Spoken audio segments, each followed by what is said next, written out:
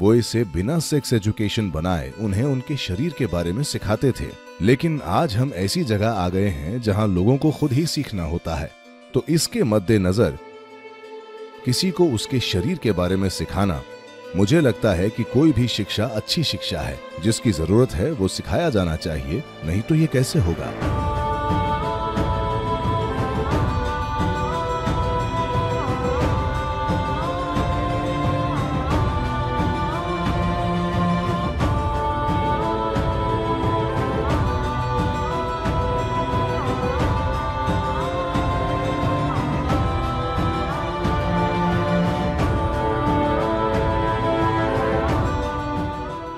देखिए, इस संस्कृति में परिवार का मतलब, मेरा परिवार नहीं, लेकिन मैं कुछ परिवारों में गया हूं जहां जब मैं गया तो एक परिवार में 430 से ज्यादा लोग थे, एक बड़े से घर में, कर्नाटक के गोकर्णा में।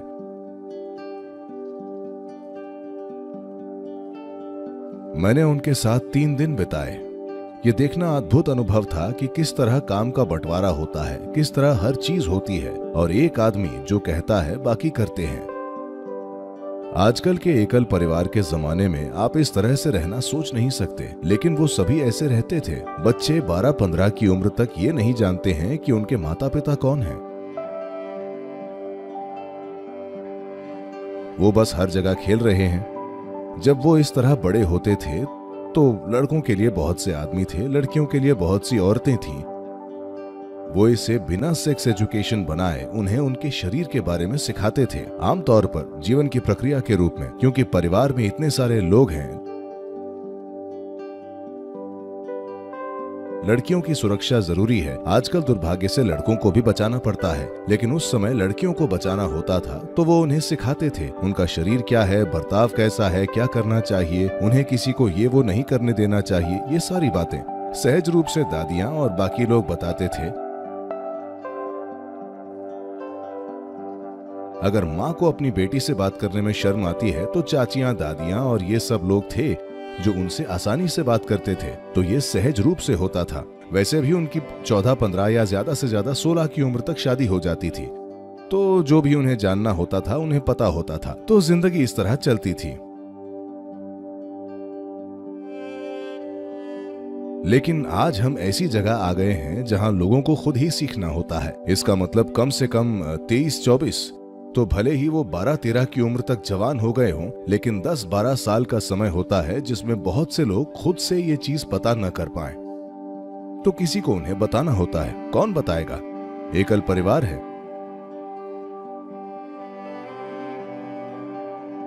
केवल माता पिता हैं और कोई नहीं है, और वो खुद में ही व्यस्त हैं। उससे भी बड़ी बात, हो सकता है वो ये चीज ठीक से न बता पाए, उन्हें बहुत शर्म आ जाए या बच्चे को बहुत शर्म आ जाए। हो सकता है कि वो ये सब बातें करते वक्त एक दूसरे का सामना न कर पाए। भारतीय संस्कृति में चीजें अब भी ऐसी हैं।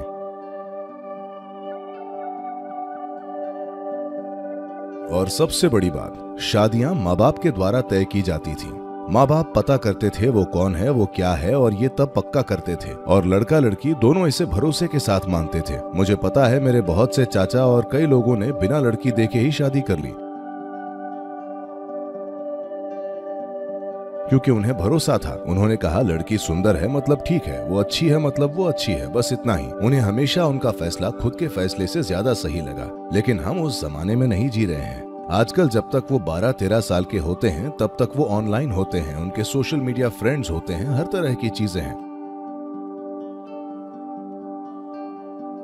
विभिन्न स्तरों पर दुरुपयोग हो रहा है, धोखा हो रहा है। अभी वो एक कानून लाए हैं, अगर आप कोई धोखा करते हैं तो आपको 10 साल की सजा होगी। तो ये हमारे समय के लिए है। हो सकता है अगले 50 सालों में हमें इन चीजों की जरूरत न पड़े, लेकिन अभी हमारे समाज को इसकी जरूरत है, क्योंकि ये पहली ही पीढ़ी है। मासूम पीढ़ी जो ऐसी दुनिया में कदम रख रही है जिससे ये वाकिफ नहीं है। ये बाहर निकल रही है एक नियमबद्ध ढांचे से पूरी तरह खुले ढांचे में। बहुत दुरुपयोग हो रहा है।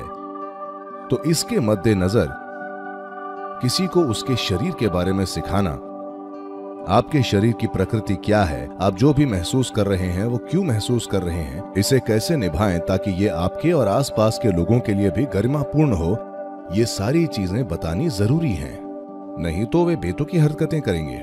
सबसे बढ़कर वो खुद को चोट पहुंचाएंगे, वो दोषी महसूस करेंगे, वो जूझते रहेंगे। ये सारी चीजें, मुझे लगता है कि कोई भी शिक्षा अच्छी शिक्षा है। जिसकी जरूरत है वो सिखाया जाना चाहिए, नहीं तो ये कैसे होगा। शिक्षा का तरीका क्या हो, ये तरीका समय के साथ बदलता रहता है। अभी ये जिम्मेदारी स्कूलों पर आ रखी है क्योंकि परिवार अब उतने संगठित नहीं हैं जितने पहले थे। ये बस 2 या 3 या 4 लोगों तक ही सिमट कर रह गए हैं। तो ऐसी चीजें करना बहुत कठिन हो गया है जब तक कि उन्होंने उस तरह के रिश्ते नहीं बनाए हैं। बहुत सारे माँ बाप ऐसा कर रहे हैं, लेकिन सबके लिए ये नामुमकिन है। तो मुझे लगता है कि जिम्मेदारी पक्के तौर पर शिक्षा प्रणाली की है, लेकिन साथ ही ये ऐसी चीजें हैं जो बच्चे को किसी ऐसे व्यक्ति से बताई जानी चाहिए जिस पर वे भरोसा कर सके, और कोई जिसकी आपको फिक्र नहीं है। अगर वो आकर ये बताएं तो मुझे लगता है कि ये कारगर होगा। तो स्कूल में ऐसे लोगों का निर्माण करना जिन पर बच्चे भरोसा करें, वे इन चीजों के बारे में बात कर सकें और बच्चे सही सवाल पूछने के लिए पर्याप्त खुले हों। I think this is very needed to create a healthy situation. मुझे लगता है कि ये सही माहौल बनाने के लिए, खासकर लड़कियों को किशोरावस्था में सुरक्षित रखने के लिए और उन्हें कई तरह की फैलने वाली बीमारियों से और ऐसी चीजों से बचाने के लिए जरूरी है। नहीं तो उन्हें ऑनलाइन बेतुकी जानकारी मिल रही है। वो हर चीज पर रिसर्च कर रहे हैं। जो भी उनका मार्गदर्शन करता है ये इसी तरह चलता है। बेहतर होगा कि कम से कम एक जिम्मेदार व्यक्ति ये कहे, भले ही आप उसे नापसंद करें, कम से कम एक व्यक्ति अगर वो गलती करता है तो आप उसे जिम्मेदार ठहरा सकते हैं। आप ऑनलाइन किसी को जिम्मेदार नहीं ठहरा सकते, लेकिन ये समाज में होना जरूरी है क्योंकि हमारा समाज एक चौराहे पर खड़ा है। औरतों की ये पहली पीढ़ी है जो घर के बाहर निकलकर काम पर जाती है। उन्हें शिक्षित करना जरूरी है। वो वयस्क हो सकती हैं, लेकिन फिर भी बहुतों को नहीं पता कि दुनिया कैसे चलती है और उनका बहुत आसानी से दुरुपयोग किया जा सकता है, और ऐसा हर दिन हो रहा है। और छोटी लड़कियां बड़ी लड़कियों से बेहतर शिक्षित हैं क्योंकि शायद उनकी जानकारी तक पहुंच ज्यादा है। मुझे लगता है कि औरतों की सुरक्षा के लिए बेहद जरूरी है जवान लड़कों को जिम्मेदारी भरा बर्ताव, और ये सब ऐसा नहीं है कि हर चीज सही की जा सकती है, लेकिन ये जरूर बेहतर होगा कि वो इस बारे में शिक्षित हैं, न कि वो छुप छुप कर या नाजायज चीजें सीखें।